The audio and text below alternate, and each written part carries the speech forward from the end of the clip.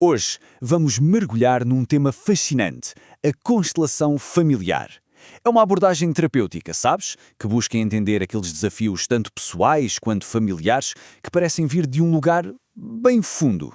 Já se sentiu assim, preso num padrão que não tem explicação lógica? É uma sensação bem comum. A gente repete ciclos, carrega um peso que parece que nem é nosso. E é aí que a constelação familiar entra com uma ideia, digamos, provocadora. E se as respostas não estiverem só na nossa vida, mas na história não contada da nossa família, das gerações passadas? Então, o nosso roteiro de hoje é este. Vamos começar por entender o que são esses tais fardos familiares invisíveis. Depois, vamos ver o que é exatamente a constelação familiar e os seus pilares, as chamadas ordens do amor. A seguir, vamos desvendar os emaranhamentos e, por fim, explorar os caminhos para a cura que essa abordagem propõe. Vamos lá? Ok, então, primeira parte, os fardos familiares invisíveis.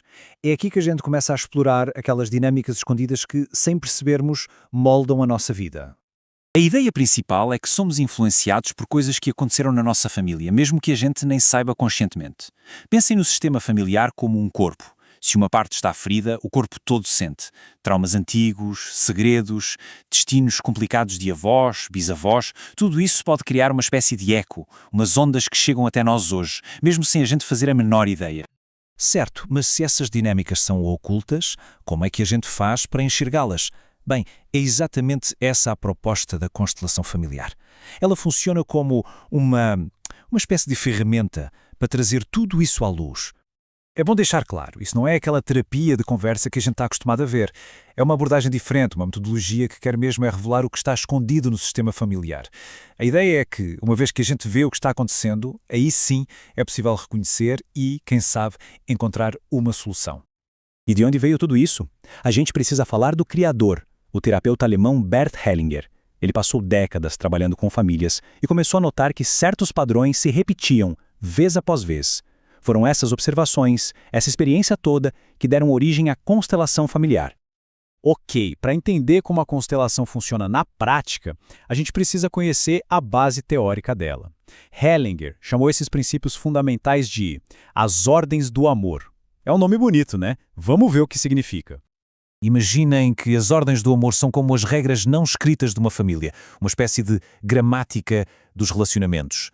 Quando essas regras são seguidas, tudo flui bem, o amor circula e o sistema familiar fica em equilíbrio. O problema é quando essas leis são quebradas.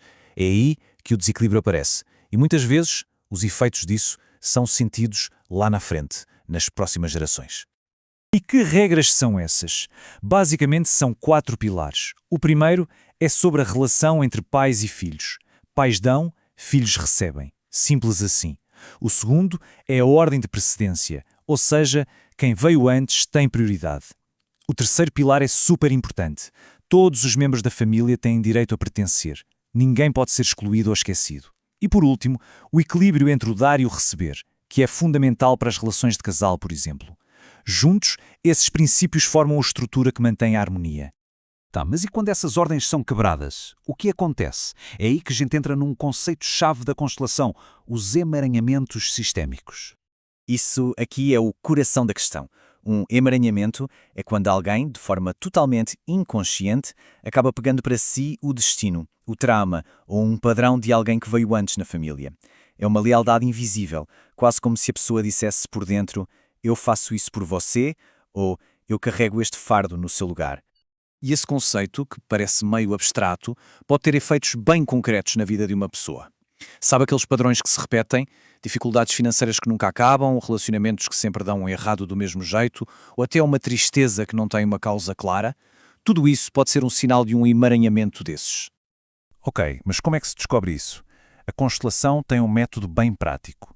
Numa sessão, o terapeuta usa representantes, que podem ser outras pessoas do grupo ou até bonecos, para simbolizar os membros da família. E aí acontece uma coisa bem interessante. Esses representantes começam a sentir emoções e sensações que de alguma forma refletem o que as pessoas reais daquela família sentem. É assim que as dinâmicas escondidas e os emaranhamentos começam a aparecer. Muito bem. Depois de identificar o problema, qual é o próximo passo? A solução, claro.